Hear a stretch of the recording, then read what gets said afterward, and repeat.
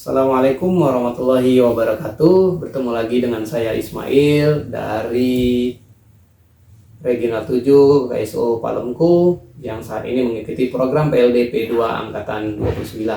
Pada video kali ini saya akan menyampaikan learning point materi terkait dengan fungsional.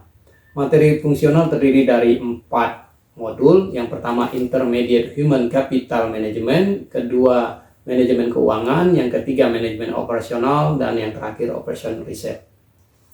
Human capital filosofi. Nah, filosofinya berdasarkan piramida berikut, di mana filosofi human capital ditunjukkan melalui piramida nilai HCM yang menggambarkan pergeseran paradigma dalam pengelolaan SDM. Paradigma pengelola SDM semula hanya berfokus pada business impact atau outside in, menjadi berfokus kepada outcome, kapabilitas SDM, budaya, dan organisasi dalam bisnis. David Ulrich menyatakan bahwa dalam prinsip dasar human capital, idealnya nilai bagi organisasi terkait apa yang dihasilkan, bukan sekedar apa yang dikerjakan atau input, tapi lebih ke arah result. Oleh karena itu, dalam pengelolaan sumber daya manusia yang terintegrasi akan berhubungan dengan hal-hal berikut yang berkaitan dengan manpowering planning, kajian yang dilakukan untuk meramalkan kebutuhan SDM pada masa yang akan datang, yang membandingkan dengan ketersediaan SDM, serta selanjutnya menetapkan upaya yang diperlukan untuk menentukan gap antara kebutuhan dan ketersediaan. Berapa yang dibutuhkan, berapa ketersediaan, terdapat gap yang akan ditentukan dari manpowering planning. Kemudian kompetensi merupakan serangkaian keahlian, pengetahuan, dan atribut yang berhubungan. Dalam hal ini adalah atribut yang sesuai dengan peran dan tanggung jawab jabatannya. Jadi ada knowledge, skill, dan attitude. Ini akan beririsan menjadi kompeten. Manajemen kompetensi dan pengembangan SDM.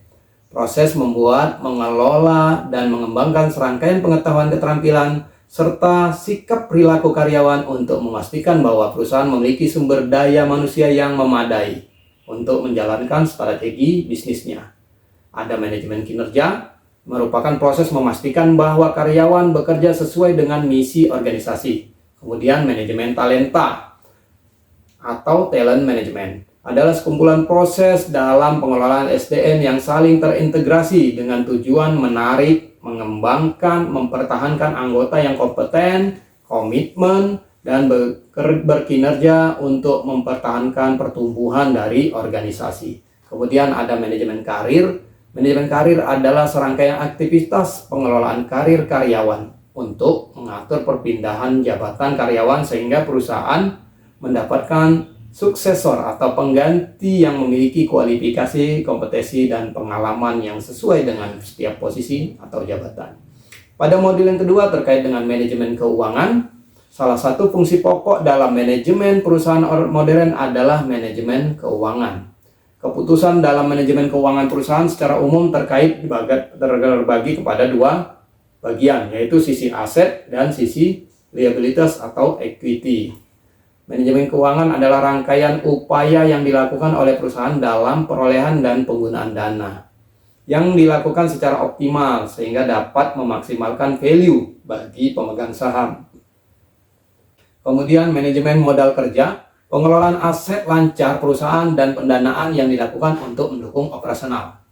Jenis modal kerja itu ada permanent working capital, modal kerja permanen, kemudian variable working capital atau modal kerja variabel. Kemudian investasi. Pada proses investasi perlu diperhatikan time value of money. Konsep dalam keuangan menyatakan bahwa nilai suatu uang di masa yang ini, masa kini, itu akan berbeda dengan masa yang akan datang. Alat untuk analisis investasi itu bisa menggunakan payback period, net present value, kemudian internal rate of return atau IRR. Kemudian ada analisis sensitivitas. Analisis sensitivitas adalah analisis yang dilakukan untuk mengetahui akibat dari perubahan-perubahan parameter yang digunakan analisis investasi terhadap estimasi kelayakan nilai ekonomi untuk usulan investasi. Kemudian modul yang ketiga terkait dengan manajemen operasional, pengelolaan operasional di lingkungan perkebunan. Karena saya bertugas di bidang perkebunan, maka pengelolaan operasional di bidang perkebunan dimulai dari kebun, tanaman. Di sini ada manajemen proses produksi tanaman, kemudian hasilnya menjadi produk bahan baku. Bahan baku ini diolah, dikirim ke pabrik. Terjadilah sistem manajemen produksi pabrik, sistem pengolahan dan mesin untuk menjadikan produk hasil jadi. Nah, lalu hasil jadi dikirim ke pasar untuk dijual. Di sini terdapat manajemen proses pemasaran untuk meraih profit. Ini berkait dengan materi fungsional, learning point, dan kesimpulan. Mudah-mudahan dapat bermanfaat bagi diri saya dan para penonton sekalian. Saya akhiri. Assalamualaikum warahmatullahi wabarakatuh.